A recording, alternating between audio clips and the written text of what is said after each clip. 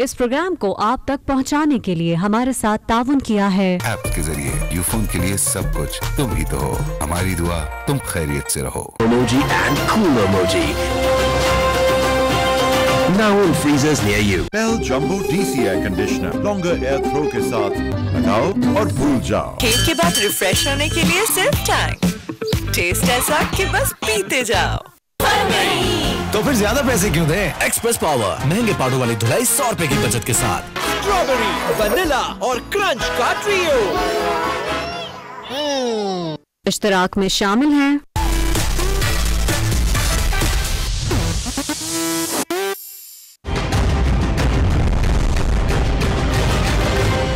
अस्सलाम वालेकुम, मैं हूं मुनीज़े जहांगीर और नाजरीन स्पॉटलाइट है उस जज के ऊपर जिसने कभी फैजाबाद धरने केस के खिलाफ फैसला दिया था जिसमें मुख्तदर हलकों के मुलव्विस होने पर सवालात उठाए गए। इसके बाद इसके खिलाफ एक सदारती रेफरेंस दायर किया जाता है कि उन्होंने लंदन में अपने खानदान के नाम पर 3 जायदादें खरीदी हैं, लेकिन इन जायदादों को अपने गोशवारों में जाहिर ही नहीं किया।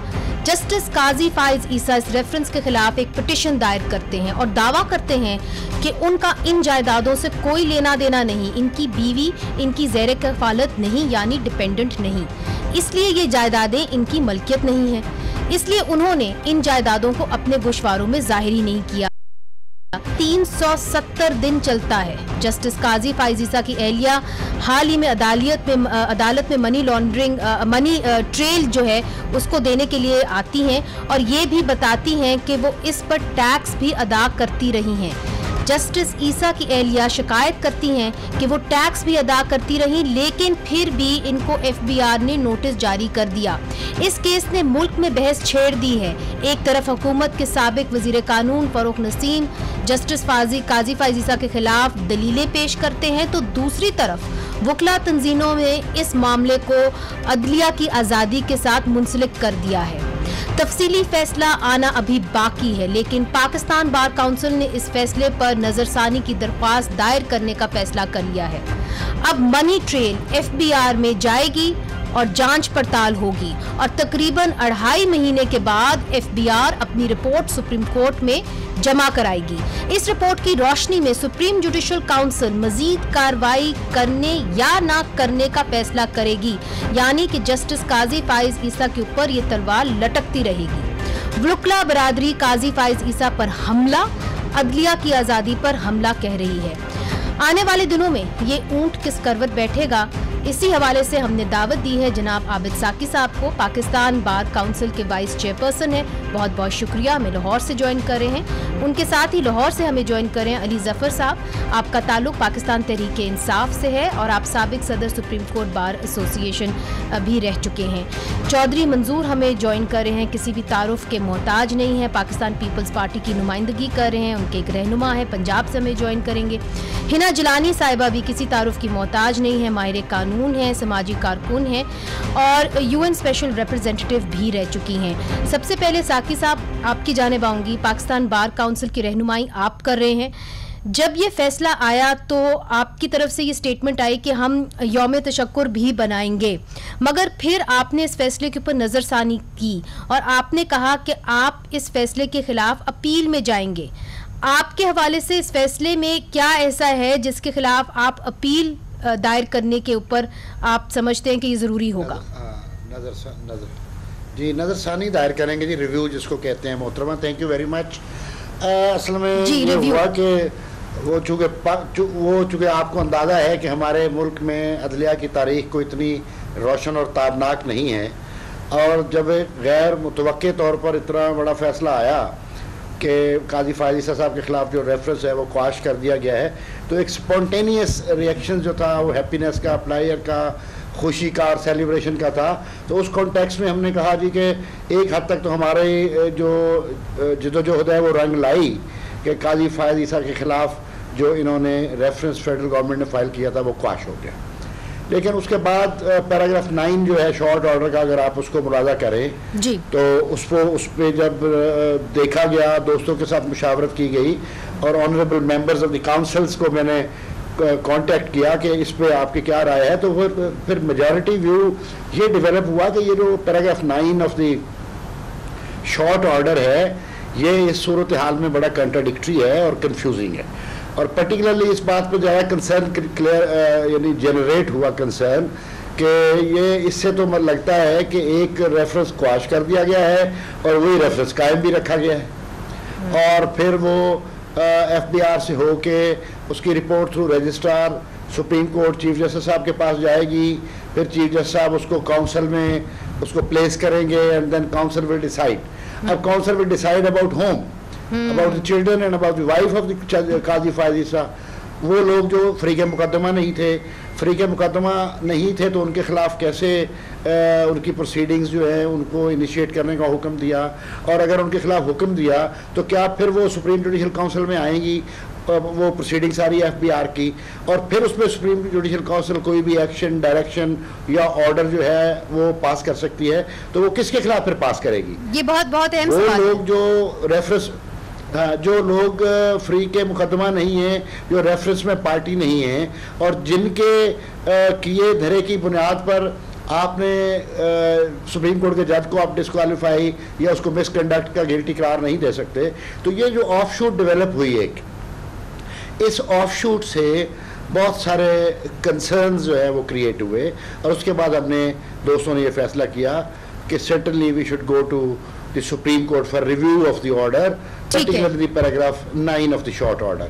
लेकिन obviously अभी everybody is waiting for the final order and the judgment of the Honorable Supreme Court, और उसमें क्या रीज़न होगी, क्या दलील दी होगी उन्होंने पैराग्राफ 9 के पीछे, क्या मुहर्रिकात होंगे उनके कानूनी और इल्मी, ये सारी बातें देख के तो डेफिनेटली हम ये प्रीमा फेसी समझते हैं कि ये एक कंट्राडिक्टरी ऑर्डर है।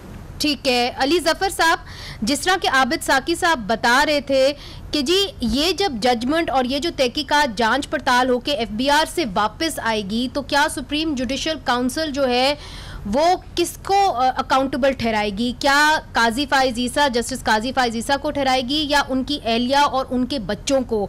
चूँकि इस वक्त तो ये उन्होंने उनका मौक़िफ़ रहा है कि वो डिपेंडेंट नहीं है जस्टिस काजी फायज ईसा के ऊपर।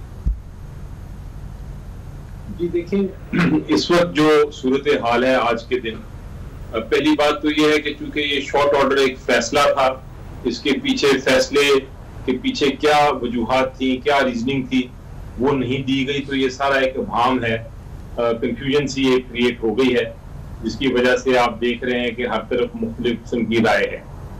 लेकिन जो एक चीज क्लियर है वो ये है कि आज के दिन काजी फायज ईसा साहब, जस्टिस काजी फायज ईसा साहब के खिलाफ कोई रेफरेंस नहीं है। इस वक्त वो जो रेफरेंस फाइल की गई थी वो खत्म हो गई है, तो ये तो एक पहली पॉइंट है कि इस वक्त उनके खिलाफ कोई रेफरेंस नहीं।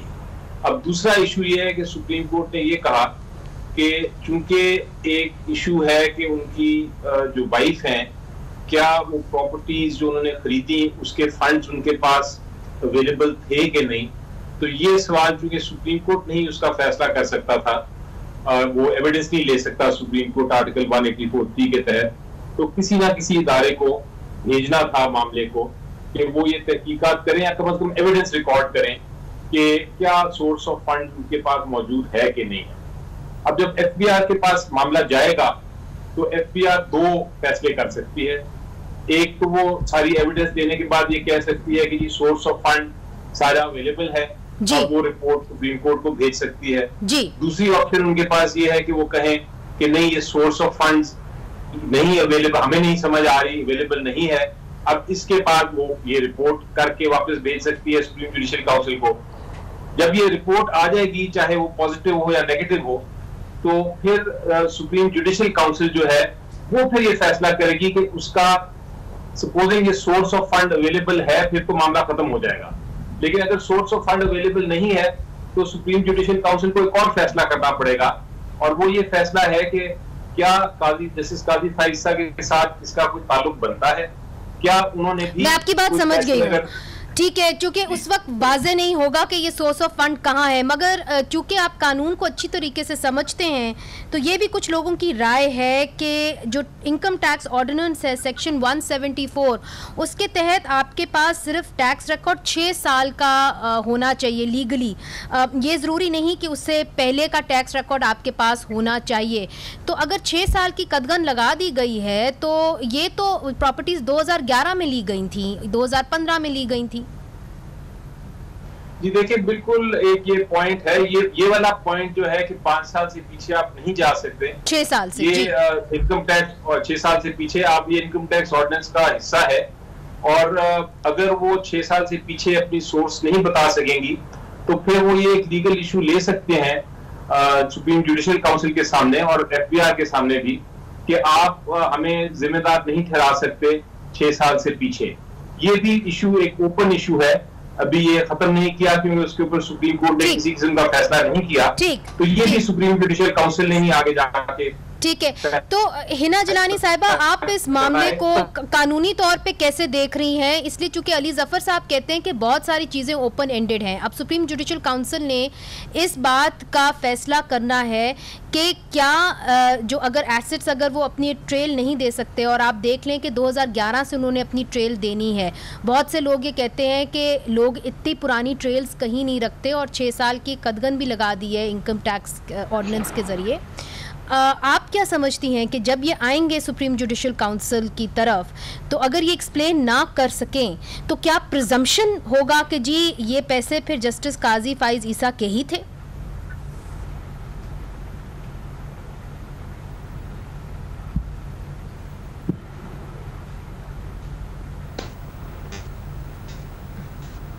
मेरा ख्याल है आवाज़ हिना जिलानी साहिबा की हमें नहीं आ रही। हम कोशिश करेंगे उनको या फ़ोन लाइन के ऊपर ले लें या हम उनको स्काइप के सही कनेक्शन के ऊपर लें। यही सवाल चौधरी मंजूर साहब, चूँकि आप भी कानूनी पेचीदगियों को अच्छी तरीके से समझते हैं और ये केसेस हमने पहले भी देखे हैं जहाँ सियासतदानों को भी कहा जाता है कि जी आप अपनी मनी ट्रेल लाएँ, मगर मनी ट्रेल पुरानी लाना इतना आसान नहीं होता। अच्छा देखिए, लीगल एक्सपर्ट्स तो आपके पास बहुत हैं और तीनों बड़े लीगल एक्सपर्ट हैं। मैं भी गो लॉ का स्टूडेंट हूँ, लेकिन मैं जरा इसका पॉलिटिकल एस्पेक्ट पे भी आना चाहता हूँ, वो भी जरूर बहुत इम्पोर्टेंट है। बिल्कुल। देखिए, मुझे आज फिर मोहतरमा याद आ रही हैं, आपकी वालदा याद आ रही हैं, जब मेमो गेट पे उन्होंने, आसमा जहांगीर साहबा, जब उन्होंने मेमो गेट पे खड़े होकर कहा था कि मुझे नहीं पता मैं उस वक्त जिंदा होंगी या नहीं होंगी, मियाँ साहब एक दिन आएगा जब आप मेरी बातें याद कर करके मुझे याद करेंगे और रोएंगे, मतलब यही कहा। और फिर उनका एक बड़ा मशहूर डायलॉग हुआ था कोर्ट के अंदर काजी फाइज ईसा साहब के साथ। और आज जिस दिन ये उनके खिलाफ फैसला आ रहा था और जिस दिन वो कोर्ट में गए, तो मुझे वो उनके अल्फाज काजी फाइज ईसा साहब के लिए याद आ रहे थे। इस वक्त एक माइंड सेट है पाकिस्तान के अंदर, जो माइंड सेट चाहता है कि काजी फाइज ईसा चीफ जस्टिस ना बने। उसमें कुछ वो मालूमात इकट्ठे करने वाले भी हैं, उसमें सियासी पार्टियां भी हैं, उसमें वकला भी हैं, उसमें कुछ जजेस भी होंगे लाजमी तौर पर, उसमें प्रेस के लोग भी हैं, और कुछ लोग हैं वो चाहते हैं कि वो बन जाए। ये इशू है इसका जो एक्चुअल पहलू। अब सवाल ये है कि जो आपने सवाल उठाया है, क्या किसी ने अलीमा खान साहबा से पूछा है कि आपके अमेरिका में फ्लैट्स निकले हैं तो आप एक एक पाई का हिसाब दें? किसी ने नहीं पूछा, बल्कि उनको तो क्लीन चिट देकर कहा है कि आप जाकर सेटल डाउन करें।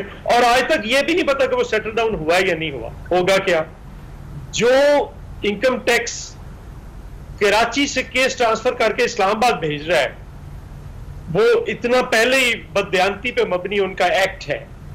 वो अब फैसला करेगा कि 650,055 पाउंड जो थे वो गए हैं, और 6,50,000 का तो दे दिया, लेकिन 55 पाउंड जो है उनका नहीं पता चला, वो रिकॉर्ड नहीं दे सकी है, और ये काजी फाइज ईसा के।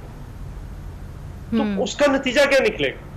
एक तरफ आपने रेफरेंस को खत्म कर दिया, अभी डिटेल्स रीजंस तो आएंगी तो पता चलेगा कि किन रीजंस के ऊपर आपने, अगर वो गलत था तो वहां पे बिल्कुल खामोश है। मेरा ख्याल है अपने अगर रीजंस नहीं आती तो अब्बास साकी साहब आपको पैरा 1 के खिलाफ भी जाना पड़ेगा कि वहां पे भी अगर वो मैलाफ आईडी नहीं है तो क्यों नहीं है, तो फिर आपने खारिज क्यों किया है?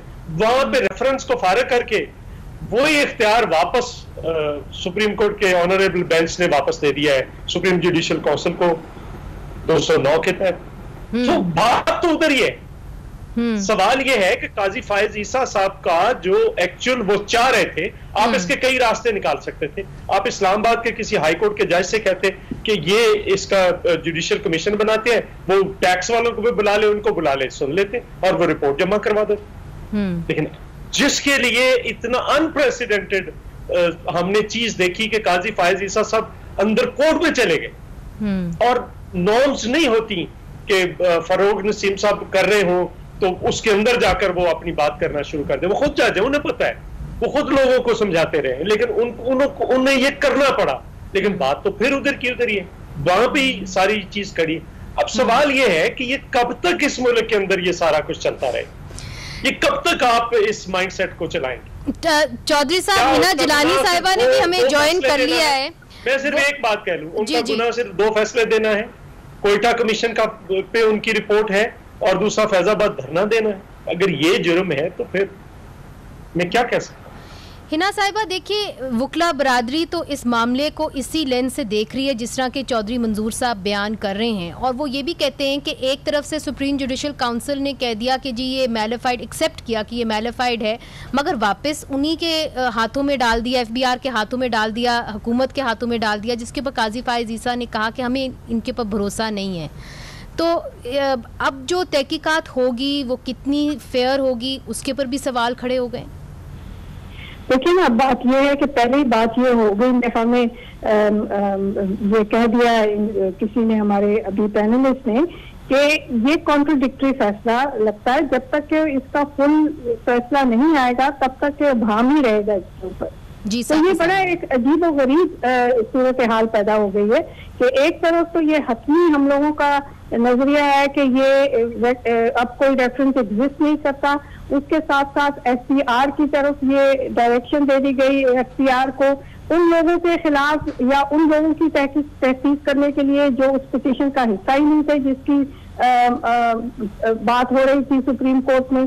तो अभी तो सुप्रीम जुडिशियल काउंसिल का क्या करना है, उसमें क्या नहीं करना, वो तो बिल्कुल एक पीछे की बात है, इसलिए क्योंकि सुप्रीम जुडिशियल काउंसिल के पास इस वक्त कुछ भी नहीं है as far as we can see. इसीलिए ये जो शॉर्ट ऑर्डर है इसने ज्यादा सवालात पैदा किए हैं और कम सवालात का आंसर दिया है, जैसे कि हमारी उम्मीद थी।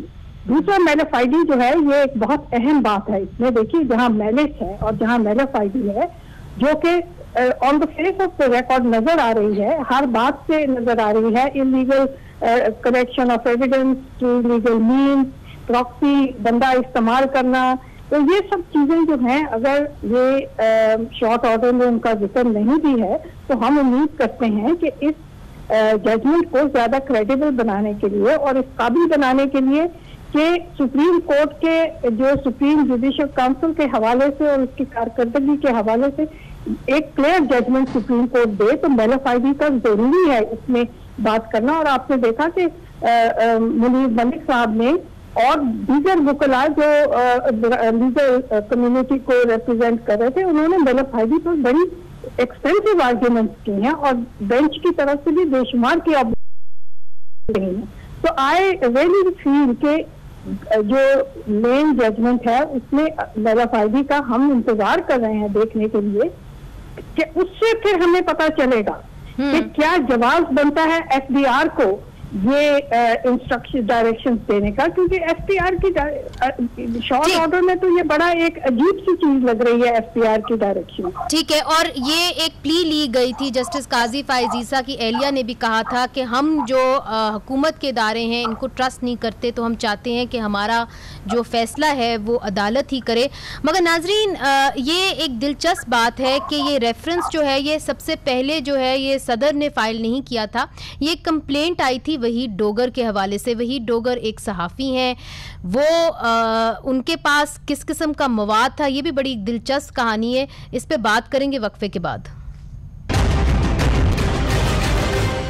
वेलकम बैक नाजरीन। स्पॉटलाइट है जस्टिस काजी फाइज ईसा के केस के ऊपर। इससे पहले कि ये एक प्रेसिडेंशियल रेफरेंस बना, ये कंप्लेंट आई थी एसेट रिकवरी यूनिट में। एक वहीद डोगर एक सहाफ़ी हैं और उन्होंने ये कंप्लेंट की थी, मगर फिर जब उनको अदालत में बुलाया गया तो उन्होंने कहा कि इसके हवाले से मेरे पास ना सपोर्टिंग डॉक्यूमेंट्स हैं, ना ही उनके पास कोई डिटेल्स थी। साकी साहब, उसके नतीजे के अंदर जो मुनीर मलिक साहब हैं, जो काजी फाइज ईसा के वकील थे, उन्होंने कहा कि इसे ये ऐसा लगता है कि आप जो भी इंफॉर्मेशन लेके आए हैं वो इलीगल है। तो आप मुझे बताइए कि इस किस्म की जो इंफॉर्मेशन कलेक्ट की जाती है, क्या वो in a court of law admissible evidence नहीं होती है? इनएडमिसिबल होती है, बिल्कुल। आपको जो एविडेंस है that has to be collected through lawful means. अगर आप लॉफुल मीन्स के ज़रिए कोई एविडेंस कलेक्ट नहीं करते तो you cannot use it against someone in the court of law. You have to justify the means of collection of the evidence as well. So ये बात तो खैर रेफरेंस में भी होती रही, चलती रही कि ये एसेट रिकवरी यूनिट की वैलिडिटी क्या है, इसकी लीगल एंटिटी के हवाले से इसकी क्या हैसियत है और कैसे इन्होंने ये सारा कुछ अनअर्थ किया। ये सारी बातें तो पार्ट ऑफ द आर्गूमेंट्स भी थी और part of reply to the reference भी थी। और उसमें एम्फोसिस ये था कि ये सारा कुछ मैलिशियसली किया गया, मेलाफिडे किया गया, डिसऑनेस्टली किया गया in order to teach a lesson to an independent जज because of the certain judgments which were a source of displeasure to the certain people who are at the helm of affairs। यानी ये इसका पूरा context था, इसका एक पूरा context है और इसका एक पूरा रेफरेंस है और इसकी एक पूरी वजह थी, जिस वजह की बुनियाद पे ये इलीगल तरीके से एविडेंस कलेक्ट की गई, विच हंटिंग की गई और कोई टारगेट किया गया एक जज को कि इस जज की कोई ना कोई शहर हमने ढूंढनी है। उसलिए फिर उन्होंने यहाँ पे और गैर मुल्की एजेंसियों के जरिए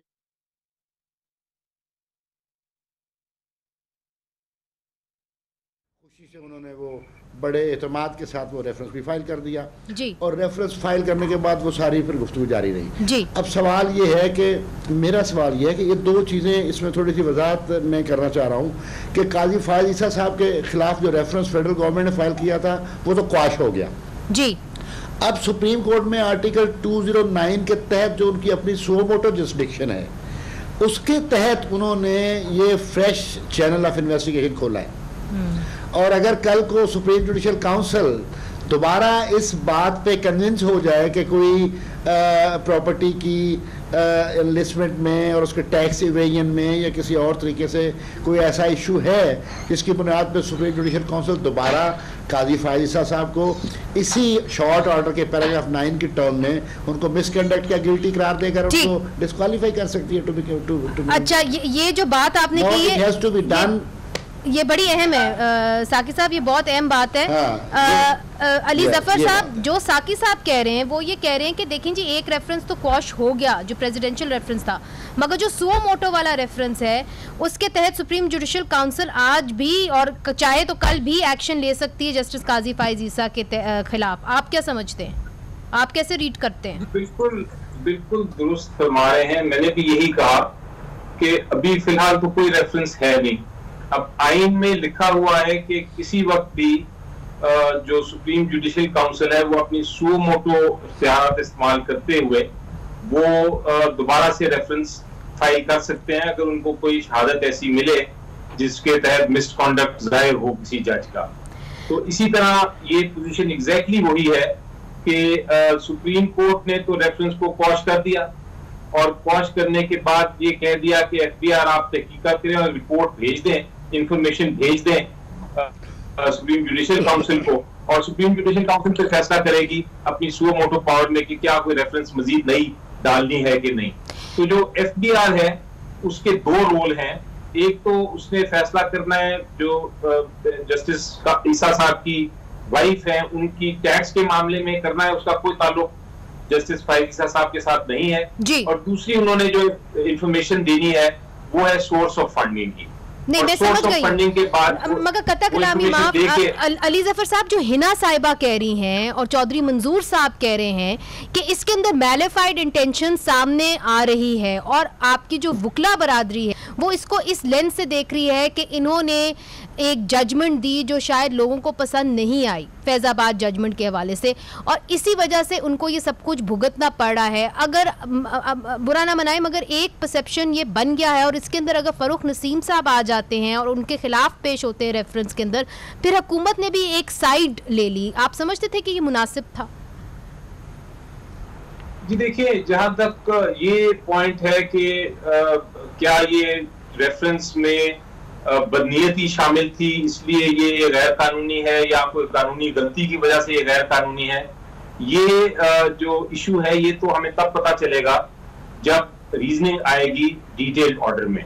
ठीक है। जिस तरह मैडम हिना कह रही हैं कि अभी प्रॉब्लम ये है कि हमें एक फैसला मिल गया है और फैसले के पीछे क्या वजह है वो नहीं मिली, तो हम खाली अपनी एक तरह इमेजिनेशन इस्तेमाल कर सकते हैं और हम कह सकते हैं कि दुरुस्त फैसला था कि लॉ मिनिस्टर अपनी सीट छोड़ते और फिर इस केस की पैरवी करते, क्योंकि वो पार्टी बन गए और एक तरीके से हुकूमत भी पार्टी बन गई और पहले से बनी हुई प्रेसिडेंशियल रेफरेंस के हवाले से। जाती फैसला है ये, पहले सवाल बेहतर है कि आप उनसे पूछें, उन्होंने ही जवाब देना है कि ये है। लगता बड़ा अजीब है कि वो एक मिनिस्टर पहले रिजाइन करें फिर जाएं, एक बार पहले भी कर चुके हैं वो, तो वो बहरहाल उनका अपना एक जाती इशू है, वो उनसे ही उसका जवाब मांगना चाहिए। जी मैं तो इस पर कमेंट नहीं कर सकूंगा। ठीक। हिना जिलानी साहिबा, आप चूँकि इंटरनेशनल लॉज को भी देखती रही हैं, मुनीर मलिक ने जो आर्ग्यूमेंट्स की कोर्ट के अंदर, और फिर हमने बेनज़ीर भुट्टो साहिबा के खिलाफ भी केस देखा 1998 में सुप्रीम कोर्ट में हुआ, जहां पे कहा गया कि बेनज़ीर भुट्टो साहिबा की हुकूमत ने कोवर्ट सर्वेलेंस की जजेस की। तो यहाँ पे मुनीर मलिक साहब ने भी ये इंसिन्यूएट किया, ये कहा, उन्होंने इंदिया दिया कि इस केस के अंदर भी जो एविडेंस आई है वो गैर कानूनी है, वो कोवर्ट सर्वेलेंस के तहत आई है और इसके खिलाफ कानून होना चाहिए, और कोई भी जो पब्लिक ऑफिस होल्डर होता है वो इस किस्म की information, tax information, personal information होती है, वो ये इंफॉर्मेशन किसी और खुफिया अदारे को नहीं दे सकता। देखिए, ये तो अब मुख्तलिफ जगहों पर मुख्तलिफ कवानीन बन गए हैं, खास तौर पे ये जो as a counter terrorism measure, ये जो टेररिस्ट फाइनेंसिंग के हवाले से तो काफी चीजें बदली हैं, लेकिन एक बात तो बड़ी मुस्तनद है और हर एक प्रिंसिपल अंडरलाइन करता है हर कानूनी प्रोसेस को, वो ये है कि इलीगल मीन्स से गैदर किया हुआ एविडेंस एडमिसिबल नहीं होता। तो ये बात मुनीर मलिक की बड़ी सही है, और ये सिर्फ एक एग्जाम्पल है मेलाफाइडी का।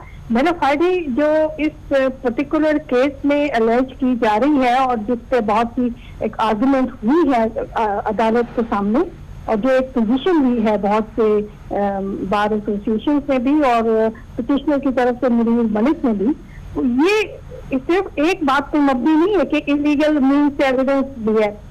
ये बड़ी एक ऑब्वियस बात है कि ये एक फिशिंग एक्सरसाइज पे गए हैं एक खास जज के खिलाफ, और उस जज के खिलाफ इसलिए गए हैं कि कुछ ऐसी चीजें हुई हैं जो कि कुछ पावर्स दैट बी को पसंद नहीं आएगी।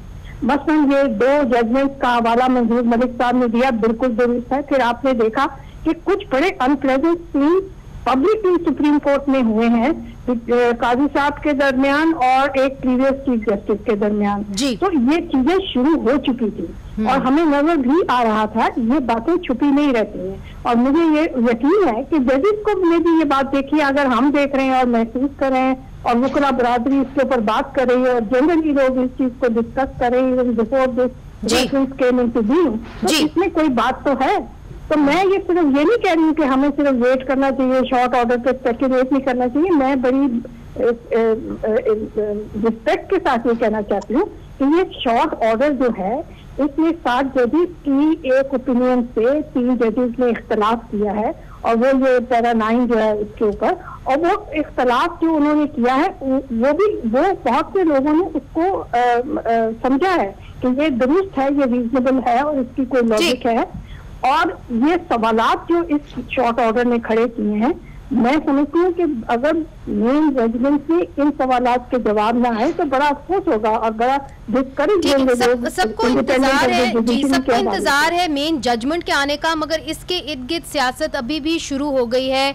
सियासतदानों ने भी बयानात दे दिए हैं, बिलावल भुट्टो जरदारी साहब का भी बयान इसके ऊपर आ गया है।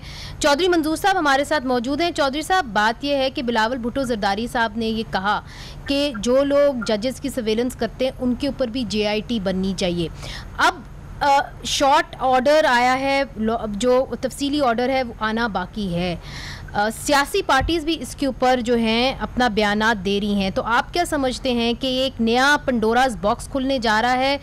क्या एक नई कॉन्फ्रंटेशन की तरफ मामला जा रहे हैं? अच्छा देखिए, दो मेरी इस पे गुजारिशात है। एक पहली बात यह है कि मैं किसी गांव में गया, वहां पे एक डेरे में 2-4 लोग बैठे थे, तो वहां पे एक लड़का मेरे साथ इस इशू पे बहस करना शुरू हो गया। मुझे एक बाबे ने, जो बड़े बड़े लोगों को ये बात नहीं समझ आती, तो वो बाबा सुनता रहा, तो फोक विजडम की बात करता हूँ। उसने कहा कि पुत्र गल है कि कन इधरों फड़ लिए या इधरों फड़ लिए, गल तो उत्थे ही है। अच्छा, मतलब आप जरा समझे ना, अगर रेफरेंस के जरिए नहीं तो दूसरा जो है उसके जरिए वापस भेज दिया। इसका मतलब ये हुआ, जो को मैं पॉलिटिकली इसको ट्रांसलेट करूं, तो कहा यह गया है कि मोहतरमा आप झूठ बोल रही, आप जाइए टैक्स के पास। अगर ये कहा जाता कि नहीं आप गलत हैं या सही हैं, ये आपका मामला है, तो आप जाइए टैक्स के पास, काजी फायज ईसा साहब आज से बरी जिम्मा है, तो ये बात समझ आती है। लेकिन अगर ये नहीं है तो फिर उसका मतलब क्या है? एक बात। दूसरी गुजारिश ये है कि देखिए, मुझे कभी कभी अपने एक सियासी कारकुन होने पे भी मैं कभी सोचता हूं कि 40-42 साल हमने एक बड़ी लंबी जिदोजहद की है, क्या वो ठीक की है या गलत की है? हम तो वहीं खड़े हैं। मुझे मौलवी तमीजुद्दीन केस से, मुझे नुसरत भुट्टो केस से, मुझे जफर अली शाह केस से, मुझे क्या डिफरेंस यहाँ पे नजर आ रहा है? कोई डिफरेंस नहीं नजर आ रहा। अच्छा चौधरी साहब, मेरे पास बिल्कुल एक सिर्फ जी एक आसमा जिलानी केस में वो भी तब फैसला हुआ दिया जब वो मार्शल लॉ खत्म हो गया था याया खान का। ये दुरुस्त बात है, ये दुरुस्त बात है। चौधरी साहब, मेरे पास बिल्कुल चंद लम्हात रह गए हैं। मैं चाहती हूँ साकिब साहब जी फिक्रा कहिए। सो मुझे सियासी जमातों का, सियासी सियासतदानों का रोल जो अपनी जगह पर सिविल एंड मिलिट्री ब्यूरोक्रेसी का अपनी जगह पर, लेकिन ये फैसला तो फिर अल्टीमेटली सुप्रीम कोर्ट ने करने थे।